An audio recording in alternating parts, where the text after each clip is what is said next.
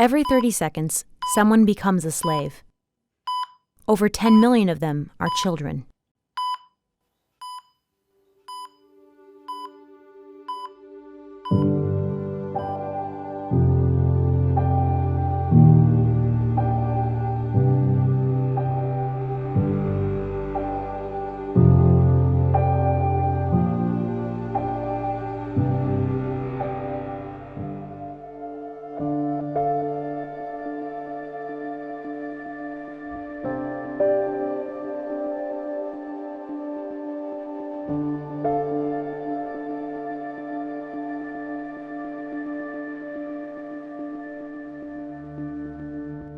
It's Friday, 7 p.m.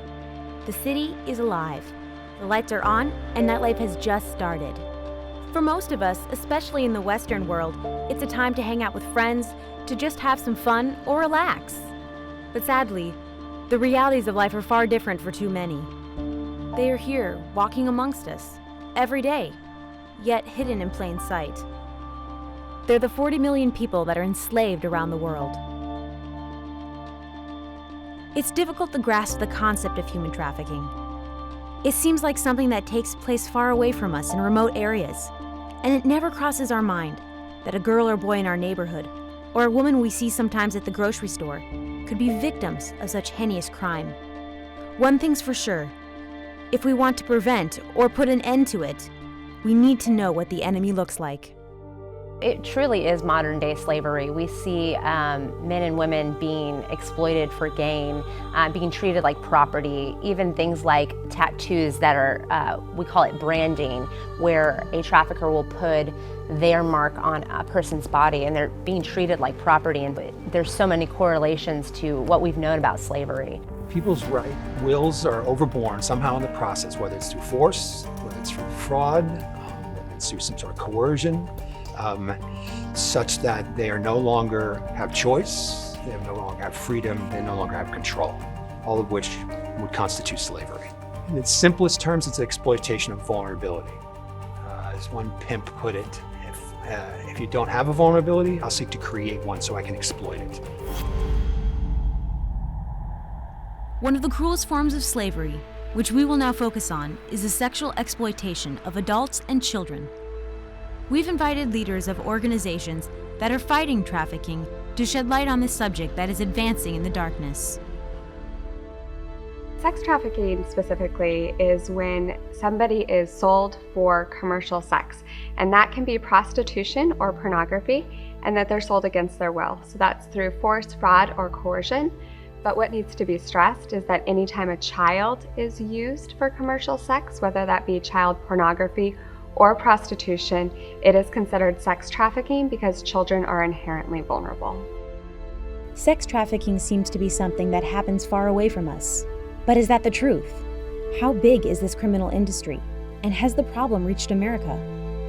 The International Labor Organization estimates that 4.8 million people are trafficked for sex around the globe each year. We have seen numbers come out from domestically from the FBI and different agencies ranging anywhere from 100,000 to 300,000 children are sex trafficked in the United States each year, but we know that hundreds of thousands of Americans are trafficked. What we have really seen is over the past decade, it's incrementally increasing with victim identification. And so Department of State just named the United States the #1 consumer of human trafficking in the world. According to the U.S. Department of State, trafficking in persons, human trafficking, and modern slavery are all used as an umbrella terms to refer to both sex trafficking and forced labor. The Global Estimates of Modern Slavery report shows that in 2016, 40 million people were enslaved in the world at any given time, 25 million in forced labor, and 15 million in forced marriage. This means that there were 5.4 victims of modern slavery for every 1,000 people in the world. The report divides forced labor into 3 main areas: state-imposed forced labor exploitation, and forced sexual exploitation of adults, and commercial sexual exploitation of children. Women and girls account for 71% of modern slavery victims. Overall, 1 out of 4 victims of modern slavery were children. Human trafficking is a huge problem here in the U.S. It's happening on the streets just all around us, even without even realizing that there's people who are selling other people for their own benefit. Virginia Beach, the Hampton Roads area, fluctuates with Northern Virginia as a hot spot of trafficking. In our own backyard, you could stand in one place and throw a pebble and you would find human trafficking. Human trafficking globally is a $150 billion industry. Sex trafficking represents $99 billion of that.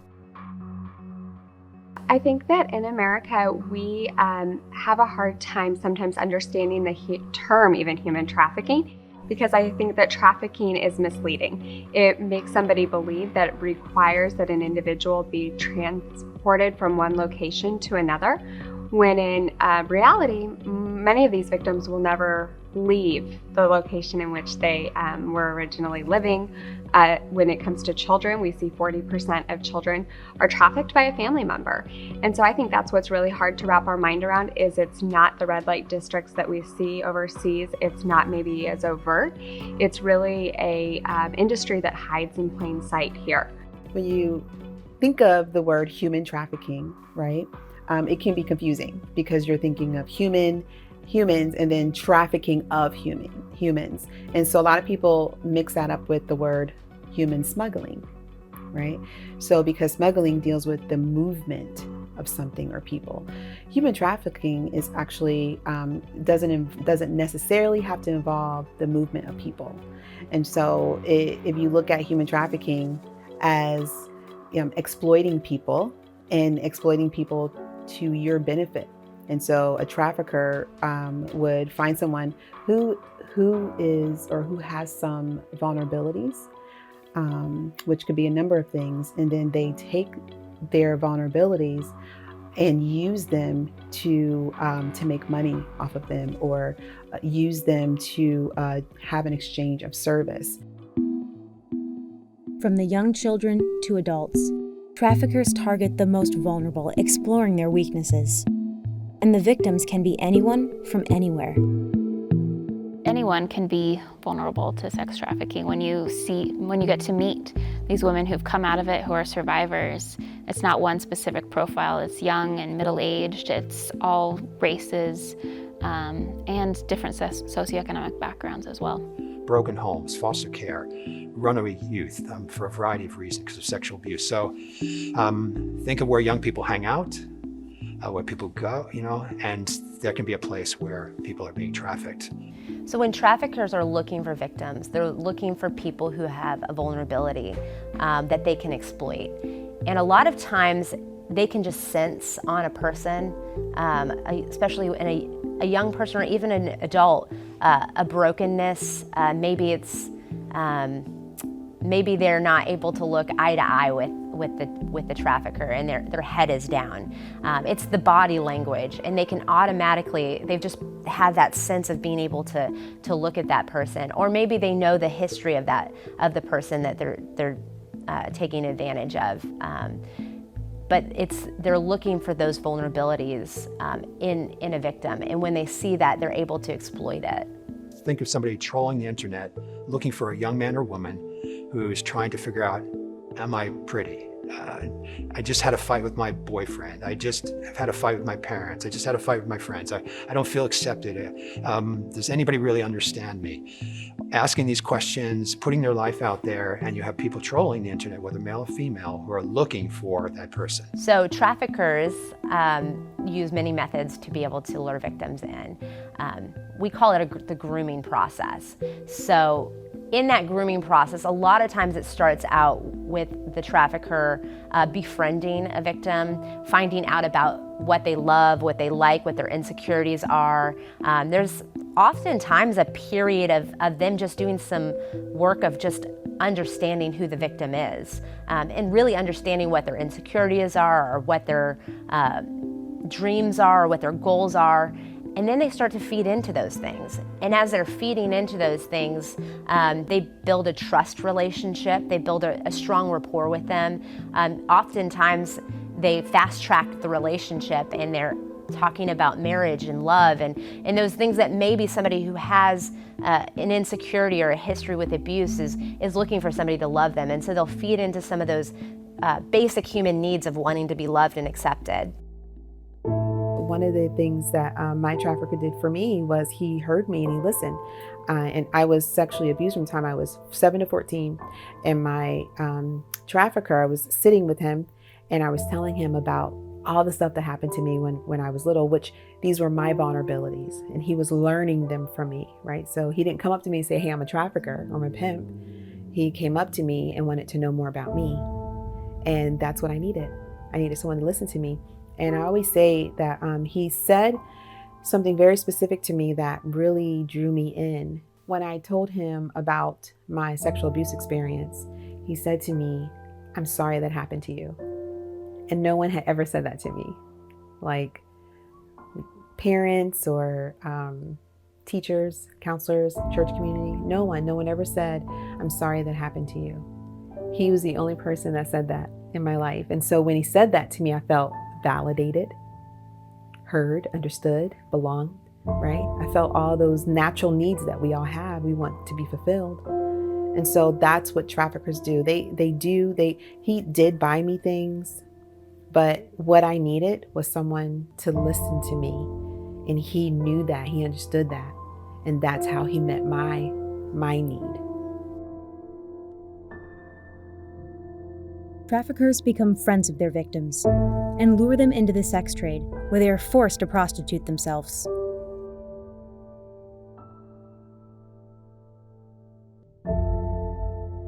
A few common threads can be found among the victims.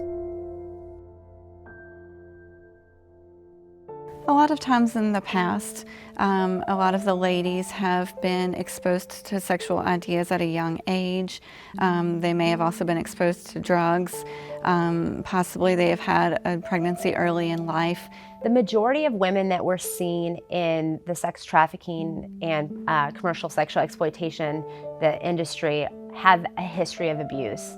Most of them sexual abuse as children, but also physical abuse, violence. Prostitution, I think that there are going to be those individuals who choose to be there, and that is prostitution as we historically know it. But I think what we have to understand is that many prostitutes are in that life not because they are choosing to be there, but because somebody is forcing them to be there. They also usually have a past of sexual abuse or childhood sexual abuse or some catalyst. We don't meet any individual who woke up, or dreamed as a child to one day be a prostitute. Usually something has happened in their life that has made them vulnerable to somebody else, forcing them into that life. I never saw a little girl come into my preschool or kindergarten who said, I cannot wait to grow up and become a prostitute. So anywhere where there's a disruption in childhood or in developmental years, that makes people way more vulnerable to this. This leads us to a challenging question that shakes the core of our society. What is going on inside our homes to create emotional vulnerability? Some of the answers can be difficult to grasp. 1 out of every 3 girls and 1 out of every 6 boys by the age of 18 is going to be the victim of sexual violence. And 90% of the time, the perpetrator of child sexual abuse is going to be somebody the victim knows. We're always, as a parent, concerned that some horrible monster is going to abduct my child and do unspeakable things to him. But in reality, they're more in danger from your circle of acquaintances than from strangers. I'd have to say it's the powers of darkness. It's a weapon that the powers of darkness has used against humanity since our conception. And unfortunately, people don't recognize it as a spiritual attack against the moral fiber of our nation, and they're not taking that stance against it. And when a child has been a victim of sexual abuse or domestic violence at home, their self-esteem is destroyed, and they exploit that. And many times a child will go back to the perpetrator of abuse continually. They're getting no love at home. They're getting attention from the perpetrator, and they feel that bad love is better than no love at all. The cycle of abuse shuts people down, shatters their souls, and destroys dreams, opening a path for traffickers to take advantage of them. Now add to that another enemy that surrounds us every day, promotes violence, and fuels the sex industry like none other: pornography. Amongst regular users of pornography, there's an incredible correlation between their pornography use and then they're going out to purchase individuals. And then once they've crossed that threshold, then it just increases. Additionally, survivors themselves, victims, pornography is used to groom them, to break down moral barriers of what they would be willing to do. Pornography is used to kind of prepare them for being able to be used by buyers.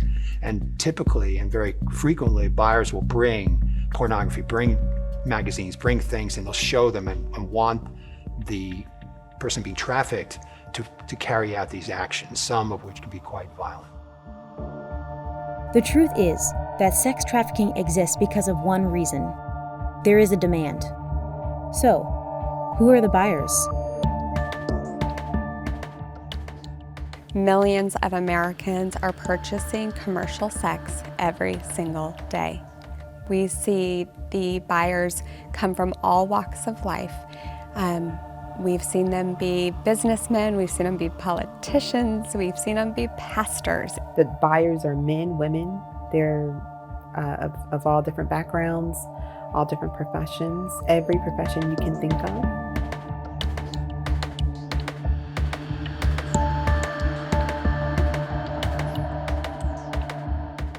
Human trafficking is perpetuated by the buyers in the industry.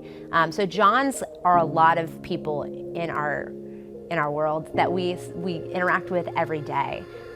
Johns can be people who we go to church with. It can be people who serve in official capacities in our society. Johns are just really, truly, can be anybody. So it's just important for people to make a mind shift about that. When we look at prostitutes, right? And when we look at or how we viewed prostitutes, but we never looked at it from the perspective of why there were prostitutes. We just looked at the prostitute, right? I mean, we can go back to the biblical way on that when the story of the prostitute and they were throwing stones at her. Well, who was her buyer? So it's time to look at the buyers. It's time to look at the people organizing this and setting this up. And it's time to say enough is enough.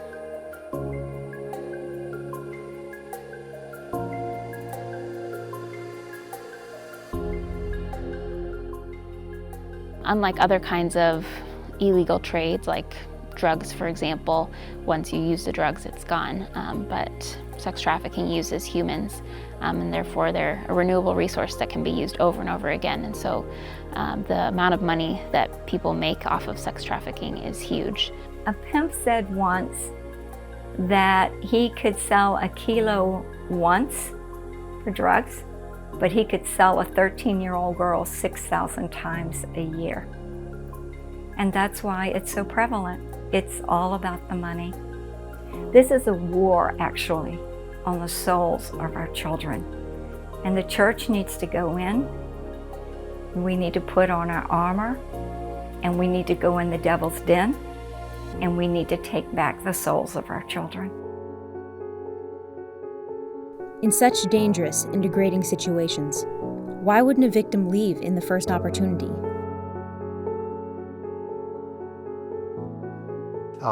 Because fear, they've been threatened, family's been threatened. They've been told that if I disclose to anybody, if I'm a foreign national, I'll be deported. If I'm a domestic, somebody who's a citizen of the country, that if I disclose to law enforcement something, they'll just arrest me. So there's any number of reasons, but it's usually related to some sort of fear, shame, some feeling I'm broken now, there's just no hope for me, this is what I've been made for, this is what I'm good for, because that's also what the trafficker has been continually drilling in.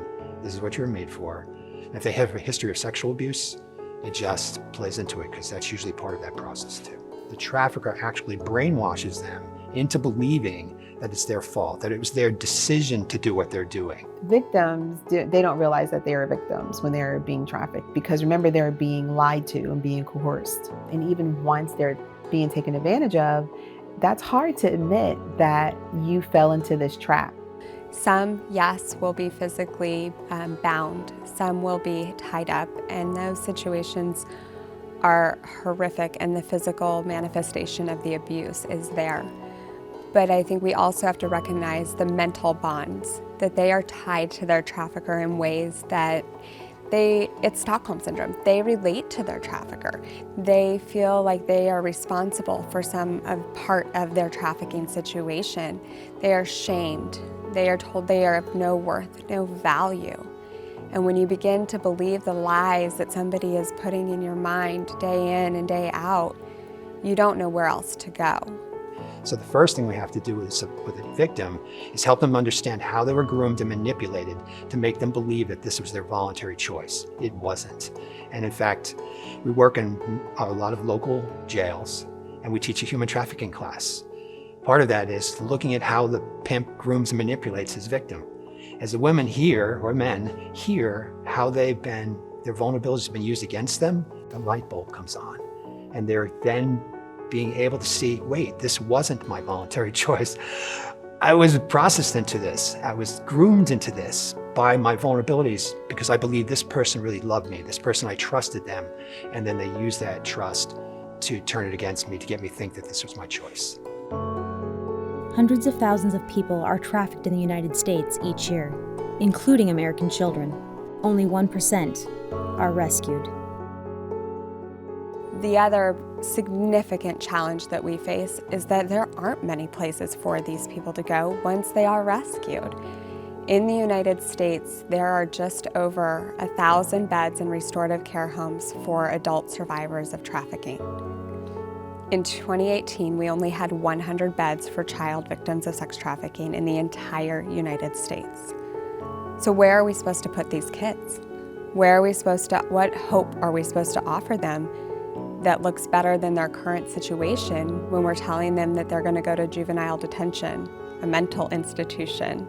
And so when there's no place to go, they stay.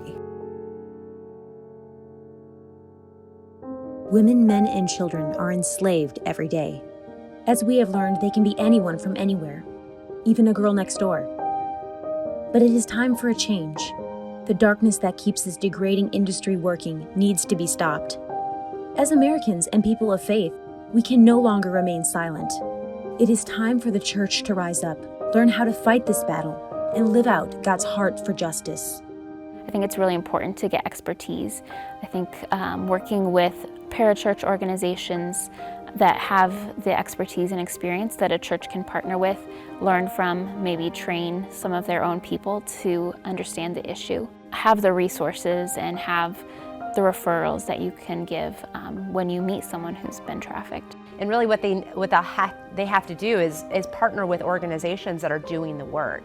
Our organization, for instance, provides an opportunity for believers to come and go through a victim advocacy training to become volunteer victim advocates. So we provide the opportunity for followers of Christ to come and walk alongside a survivor as an advocate.